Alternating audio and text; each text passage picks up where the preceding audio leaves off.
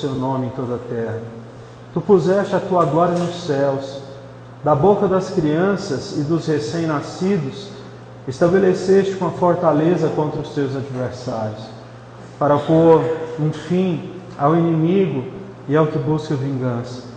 Quando contempla os teus céus, obra dos teus dedos, a lua e as estrelas que ali firmaste, eu pergunto, que é o homem para que ele te importe? E o filho do homem para que com ele te preocupes? E tu o fizeste um pouco menor do que os anjos e coroaste de glória e de honra. Tu o fizeste dominar sobre as obras das tuas mãos, sobre os seus pés, tudo pusestes. Todos os rebanhos e manadas e todos os animais selvagens, as aves do céu, os peixes do mar e tudo que percorre as veredas dos mares. Ó Senhor, Senhor nosso, como é maravilhoso o teu nome em toda a terra. Vamos fazer uma oração? Senhor, nós te pedimos, fala conosco mais uma vez. Bendito seja o Senhor, toda a glória seja dada a Ti. Por isso nós rogamos, ó Deus, que a Tua palavra possa atingir o nosso coração. E mais uma vez o Senhor derrame graça, derrame fé sobre nós. Que, ó Deus, da nossa boca saia o louvor que lhe é devido. Sabemos, ó Deus, que mesmo se dedicarmos tudo de nós, ainda não seria suficiente, porque o Senhor deu tudo de si para nós. E nós nunca poderemos, ó Deus, pagar isso, mas sabemos que se a nossa vida estiver na Tua presença, se nós nos rendermos ao Senhor, nós estaremos cumprindo o Teu propósito. Portanto, ó Deus, aceita nesse dia de hoje as nossas vidas, os nossos corações que estamos aqui. Sabemos que é o Espírito Santo que convence do pecado, da justiça e do juízo. Todavia a fé vem pelo ouvir da palavra. Que essa fé possa trazer ao nosso coração o que nós precisamos. Assim nós oramos em nome de Jesus. Amém. Amém. O Salmo de número 8 foi escrito por Davi, rei Davi. Mas aqui ainda, possivelmente, ele era um garoto. E a palavra de Deus começa mostrando a história dele enquanto ele ainda é um garoto. Quando a gente tem a história dele narrada em 1 Samuel, no capítulo 16 e 17, a gente sabe que ele é o irmão mais novo de vários outros. Ele é filho de Jessé e ele foi ungido rei em uma circunstância difícil, né? Para a família, para Deus não, porque Deus ele olha o coração enquanto o homem olha a aparência. Mas possivelmente esse salmo aqui ele foi escrito antes de Davi ter sido ungido rei e ter encontrado o profeta Samuel, visto que o que ele vai escrever aqui é como se ele estivesse narrando algo que ele está vendo. E o que Davi via, ou até mesmo o que ele fazia, tudo isso ele olhava para o Senhor. Por exemplo, se você vê o Salmo 23, existe um paralelo entre o que ele faz para as ovelhas e entre o que o Senhor faz para ele. Ele é o pastor daquelas ovelhas e ele guia elas. E ele vai dizer, o Senhor é o meu pastor. Então você vai perceber que o próprio Davi, em tudo quanto ele vive e faz, ele consegue contemplar Deus. E a nossa fé ela precisa voltar a ser um pouco mais pura nesse sentido, a ponto de nós começarmos a ver Deus em todas as coisas que nós fazemos. Às vezes a nossa fé ela perde um pouco essa simplicidade e a ansiedade é um dos principais motivos dessa simplicidade cair, porque quando a ansiedade domina o nosso coração, nós já não acordamos e dobramos o joelho glorificando a Deus. Nós acordamos dobrando o joelho, né, e pedindo para Deus tirar as aflições, para nos dar respostas, para nos dar coisas e tudo isso que eu e você já sabemos. Mas Davi, ele é um rapaz que em todo o tempo ele focaliza a glória de Deus. Sempre ele está olhando primeiro para Deus, para depois ele olhar para si mesmo. E isso é um princípio das Escrituras. Primeiro nós olhamos para Deus, para depois olharmos para nós. Hoje em dia a falência espiritual de muitos cristãos é justamente porque esses cristãos olham demais para si, demais para o que eles precisam e pouco para Deus. Então, muitos não sabem nem mesmo como se relacionar com Deus. E isso é um perigo muito grande. Porque hoje em dia, os evangelistas que você mais vai assistir, que mais tem visualizações na internet, eles vão te ensinar a você olhar para si mesmo e você olhar para os seus sonhos e você acreditar que Deus vai realizar os seus sonhos. Poucas vezes se é falado sobre olhar para Deus, esquecer os seus sonhos e glorificar esse Deus que é o Criador dos céus e da terra, o Criador das nossas vidas, aquele que nos sustenta, aquele que é tudo para nós. Então nós precisamos voltar ao quê? A adorar a Deus. É o que João Batista disse, quando Jesus chega na frente dele, Jesus disse, eu vim aqui para ser batizado. E João Batista diz, você ser batizado por mim? Não, eu não sou digno nem de desamarrar a sandália dos seus pés. É necessário que eu diminua, ele vai dizer logo depois, para que o Senhor, para que Cristo cresça. E essa deve ser então o foco das nossas orações e do nosso entendimento espiritual, porque nós vamos sempre ser confrontados com essa visão, que é uma visão hedonista, uma visão de buscar somente as coisas para nós, e eu posso te garantir isso, sempre que você viver só buscando coisas para você mesmo, você vai entrar em estados de hiperatividade, estados de ansiedade, estados de angústia profunda, se não chegar a estágios de depressão. Então, isso, obviamente eu não estou negando que existe, é certo, a parte biológica, a parte química do ser humano, uma pessoa pode ter doenças mentais a nível emocional também, por falta de hormônios, por falta de vitaminas, Todavia, partindo do princípio humano, eu quero dizer que o fato de nós olharmos demais para nós mesmos traz esses sentimentos, então, de vazios inexplicáveis. Eu não gosto muito de ficar usando a história de outras pessoas, mas como está a nível público, a gente pode então dizer sobre isso. O humorista, o Whindersson Nunes, ele era um cristão, ele tinha uma amizade muito grande com o pastor aqui de Goiânia, até que ele resolveu romper com tudo que tem a ver com Deus, religião e por aí vai, até que ele se assumiu como uma pessoa que era adepta ao uso da maconha de forma recreativa. Nós não estamos falando, tá bom, dos princípios ativos do cannabis, que isso nós sabemos que as pessoas devem ser favoráveis. Nós estamos falando do uso recreativo da maconha, a ponto de ele chegar a dizer que ele nem via o dia passar. Ele fumava tanto que acordava 8 da manhã, dava 9 horas da noite e ele não via o dia passar, E ele tentou se matar, ele disse isso, antes dele por vontade própria, se internar numa clínica psiquiátrica. Ele pegou uma arma, uma arma de um amigo. Essa arma não estava com a roleta cheia, mas ele foi e travou 2 tiros na cabeça dele. Deus, por misericórdia, não deixou com que a bala estivesse ali, senão ele tinha se suicidado. A gente está falando então de uma pessoa que narrou, seus últimos textos narrados são de uma pessoa que diz que a vida não tem sentido, de que a fama não tem sentido, ter ganhado todo o dinheiro não tem sentido nenhum.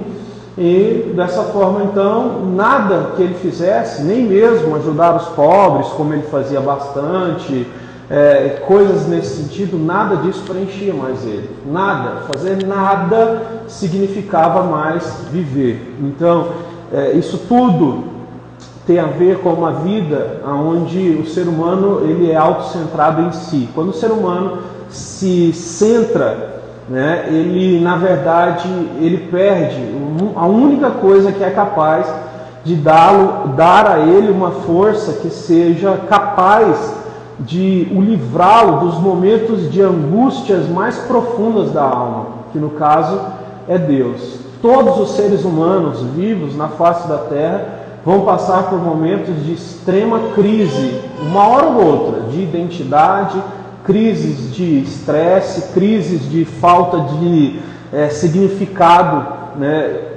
de viver, mas em Cristo Jesus nós temos essa resposta. Porque como Salomão deixou escrito em Eclesiastes 3, no versículo 9, dentro de nós, do nosso peito, do nosso coração, existe um vazio que é do tamanho da eternidade.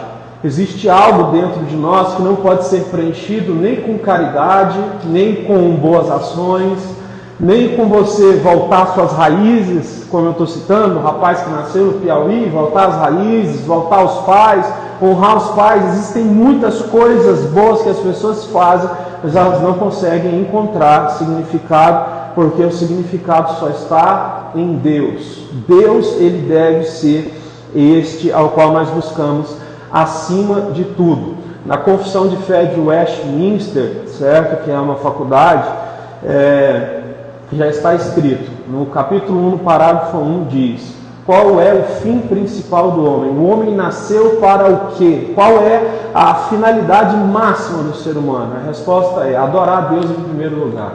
Quando nós não temos isso, né, todas as áreas da nossa vida elas vão começar a se bagunçar, elas vão começar a desmoronar, elas vão perder consistência, até nós encontrarmos uma tremenda bagunça. E é por isso que Jesus disse que nós devemos buscar em primeiro lugar o reino de Deus, é por isso que Jesus disse que nós devemos amar a Deus acima de tudo. Então, olha o que Davi escreve, ele vai falar sobre o ser humano. O que é ser o ser humano? Essa é a mensagem desta noite. O verso 1 diz: ó Senhor, Senhor nosso, como é majestoso o teu nome em toda a terra. Davi, então, quando ele olha para Deus, ele olha para a terra também. E a terra é algo muito complexo.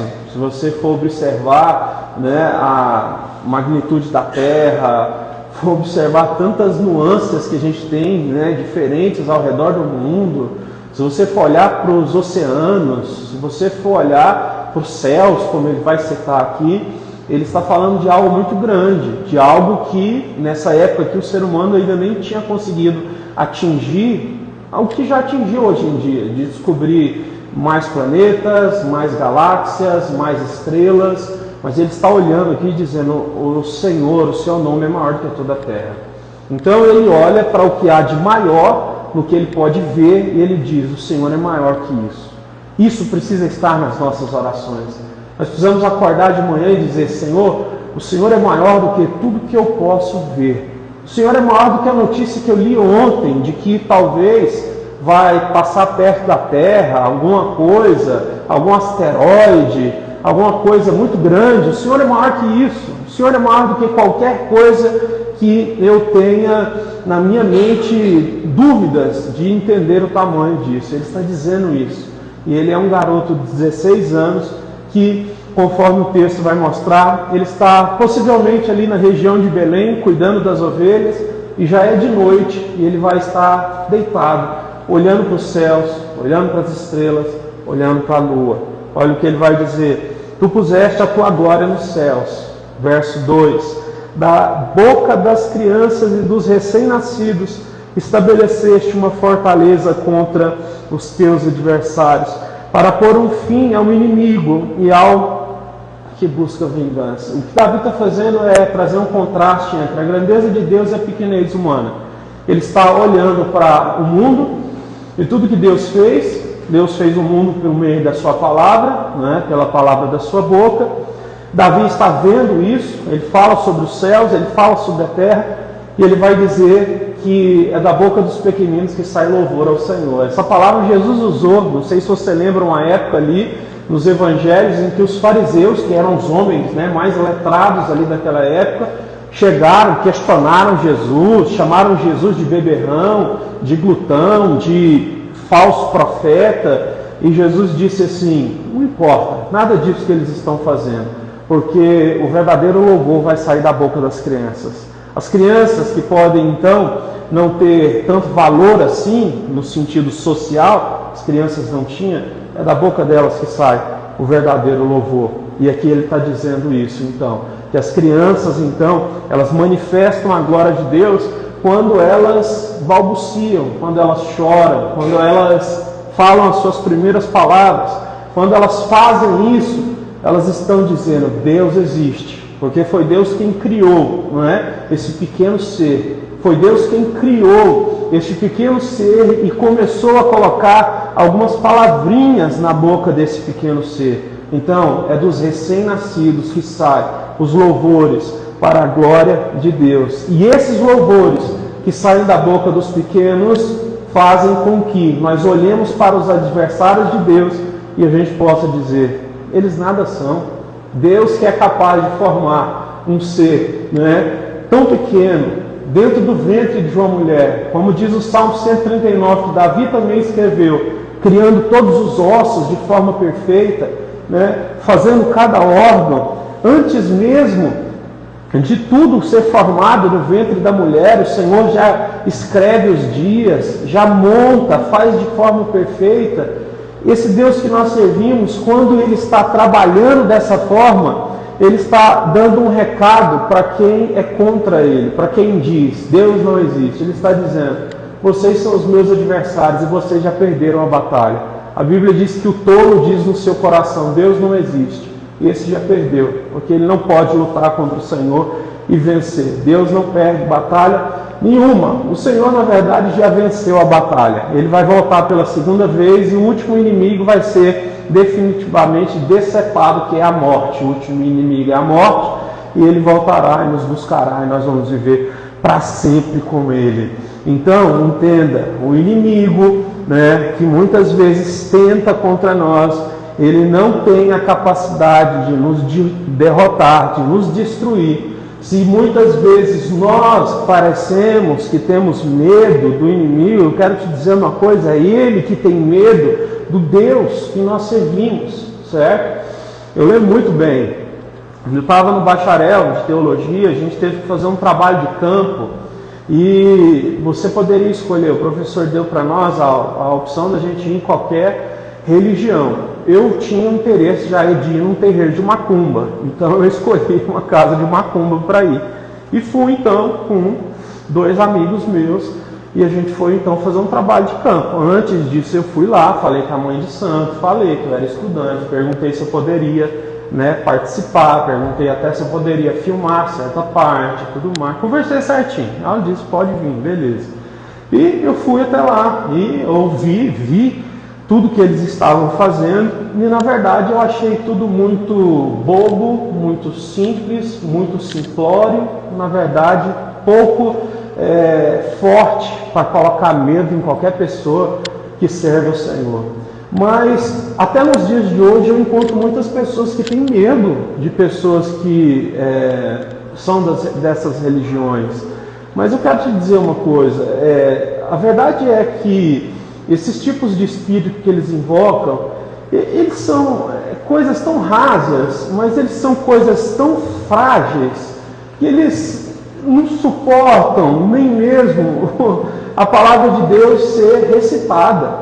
São, na verdade, demônios que estão na boca dessas pessoas, muitos não sabem que são, tá? Por isso que muitos dizem que é só cultura, que a gente tem que respeitar. Na verdade, nós sabemos que são demônios e eles, na verdade, eles não podem fazer nada, Eu já citei e cito novamente, onde a gente mora e também aqui atrás da igreja tem uma mata gigante e segunda e terça é macumba a noite inteira, Quando a gente mudou para cá, a Angélica ficava pensando, meu Deus, todo dia esses caras tocando esses atabaques de noite, no escuro, uma mata, que loucura, Gente, esse povo não pode nada, certo? Principalmente quando eles começam a ir contra Jesus, E é o que começa a acontecer, principalmente em época de carnaval, Porque aí a gente começa a falar de Jesus, e aí tudo que eles vão fazer lá no carnaval, nas escolas de samba, tem a ver com essas entidades aí que eles buscam, e na verdade nada pode, Deus é maior. Então, deixa eu só te dizer uma coisa. Em Efésios capítulo 6, a palavra de Deus diz que a nossa luta não é contra carne nem sangue, não são contra os seres humanos, mas são contra os principados e as potestades que estão nas regiões celestiais.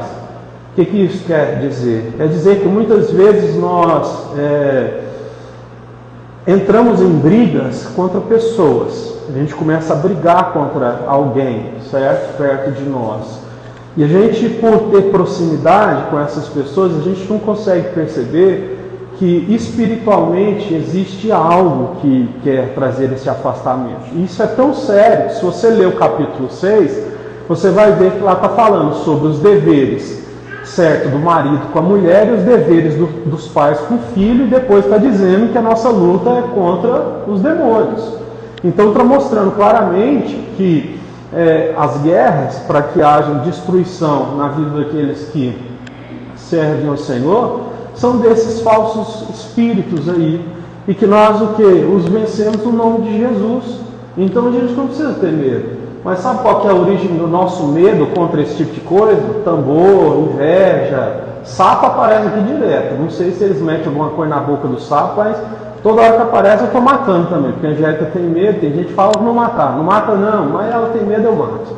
Então, tem gente que tem medo pra caramba disso. Isso é fruto do quê? Às vezes a pessoa ela não tem muita confiança na sua fidelidade com Deus, né? Então tem gente que anda meio com a vida meio bagunçada, né? Igual o Eutico, né? Em Atos tem um menino que Paulo está pregando um dia, ele está lá em cima assim, de um negócio, e aí Paulo está pregando até de noite, ele vai ficando com sono e ele cai, né?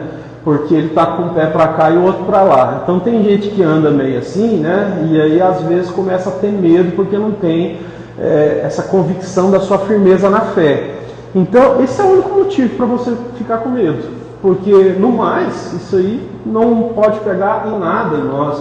A Bíblia diz: o Senhor Jesus se manifestou para quebrar as obras do diabo. Está escrito. Então, se nós andarmos com Cristo, nós entendemos que nenhuma condenação há sobre nós, e aí então você pode ficar seguro. Pastor, por que você está falando essas coisas? Estou falando por causa do texto, em que o texto está dizendo claramente que o inimigo ele é vencido pela balbúcia das palavras que saem da boca de uma criança. Por que você vai ter medo? Se as pequenas crianças elas são capazes de mostrar claramente que o Senhor é maior do que tudo que existe, nós estamos de pé e nós podemos falar em nome de Jesus. Quanto mais então todo mal pode cair por terra. Verso de número 3. Quando contemplo os teus céus, obra dos teus dedos, a lua e as estrelas que ali firmaste, pergunto: que é o homem para que ele te importe, e o filho do homem para que ele te preocupe? A cena que eu imagino é essa: é o garoto Davi, 16 para 17 anos, com a cabeça deitada num feno, talvez um feno, uma pedra com feno em cima.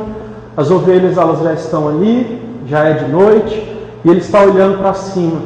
E ele está olhando a lua, vendo a grandeza da lua, a lua que ilumina a noite dele ali nas pastagens, e as estrelas. E aí então ele escreve: Senhor, quem é o ser humano para que o Senhor se lembre dele? Ele olhando para a grandeza da lua e das estrelas, e ele pergunta duas vezes, né? São duas perguntas retóricas. Senhor, quem é o ser humano para que o Senhor dele te lembre? Quem é o ser humano para que o Senhor se importe com ele? Então, Davi ele está se colocando numa posição muito humilde, e é isso que o Senhor espera de nós também. A Bíblia diz que os humildes são exaltados, mas os soberbos eles caem por terra. E olha, saiba de uma coisa: se nós deixarmos a ansiedade tomar conta do nosso coração e nós não lutarmos contra ela, a ansiedade ela vira naturalmente soberba, ela vira naturalmente impaciência, ela vira naturalmente morte espiritual. Então, esse garoto aqui, ele está olhando para a grandeza de Deus, e ele consegue olhar então para o ser humano e dizer: o ser humano é muito pequeno. Poxa, quem somos nós para duvidar de Deus? Será que Deus não pode amanhã, né, se aparecer algum adversário, como apareceu um urso e um leão tentando comer as ovelhas? Será que se aparecer algum tipo de problema, será que Deus não pode me dar a solução?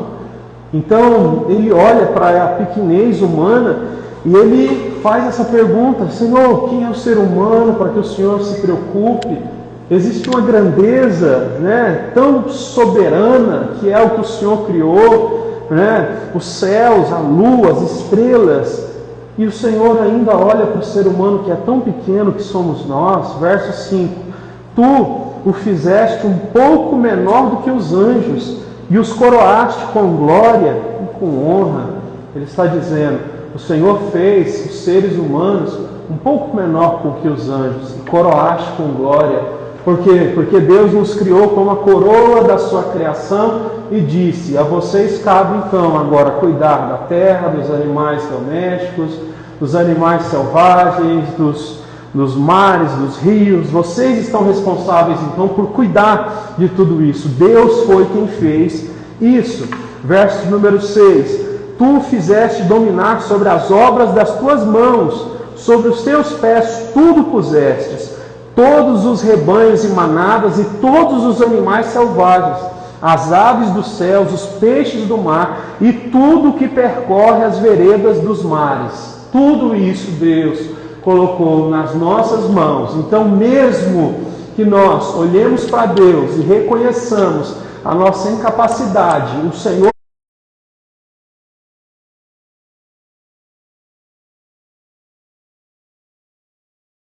de fazer coisas, e Ele nos dá esses dons, e Ele nos dá essa capacidade. O grande problema nosso é que a gente quer autoelogio. Essa é a grande questão. Uma pessoa me chamou esses dias no Instagram, mora lá para o Nordeste, nunca ouvi falar, perguntou, pode me aconselhar? Eu falei, sim.